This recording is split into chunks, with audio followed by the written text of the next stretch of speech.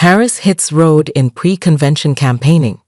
Republican Donald Trump will hold a rally in Pennsylvania on Saturday, followed closely by Kamala Harris taking a bus tour through the crucial battleground state ahead of her big moment at the Democratic National Convention. Trump's rally in the small town of Wilkes-Barre will give him a chance to take the spotlight off the vice president, who has enjoyed a whirlwind entry into the race since her boss President Joe Biden abruptly pulled out on July 21.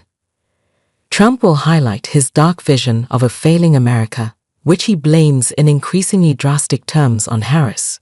Hard-working Americans are suffering because of the Harris-Biden administration's dangerously liberal policies, his campaign said ahead of the rally. Prices are excruciatingly high, cost of living has soared, crime has skyrocketed, and illegal immigrants are pouring into our country, it said, although a recent crackdown on the Mexico border has stemmed much of the flow of undocumented workers and asylum seekers. The campaign also insisted that in Kamala Harris' America, crime runs rampant. Even if statistics show that violent crime has dropped sharply, Trump will take the same message to another small Pennsylvania town, York, on Monday. With polls showing the head-to-head race against Harris very close, it's the swing states, especially Pennsylvania, that will decide the final result in the U.S. Electoral College system. Trump lost the state by a narrow margin against Biden in 2020, but has strong support in the rural areas and small towns. Harris will be close on Trump's heels over the weekend before heading to the Democratic Convention. The celebratory bash in Chicago will feature 3 days of speeches from party leaders, including Biden and former President Barack Obama, before her own speech Thursday to accept the nomination. But first, Harris and running mate Tim Walz, the down-to-earth governor of Minnesota, will be joined by their spouses on a bus tour around western Pennsylvania on Sunday, the campaign said. Their route will start in the Democratic urban stronghold of Pittsburgh before threading through the critical battlegrounds of Allegheny and Beaver counties, the campaign said.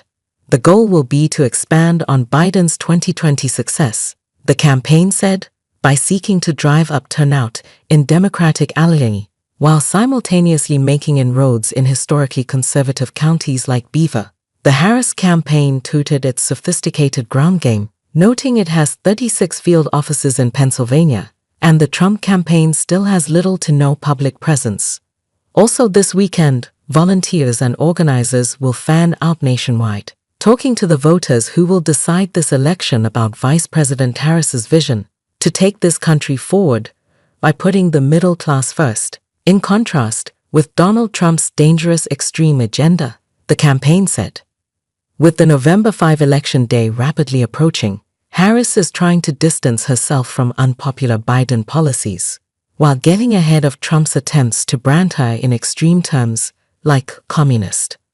This week has seen the two sides hone in on voters' worries about the economy. Trump hammered Harris on Thursday, saying she has a very strong communist lean that would bring the death of the American dream.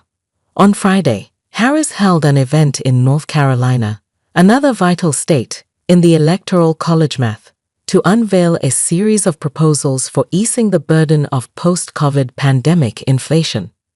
She noted that the U.S. economy is booming while conceding that many Americans don't yet feel that progress in their daily lives. But Donald Trump fights for billionaires and large corporations, she said. I will fight to give money back to working and middle-class Americans.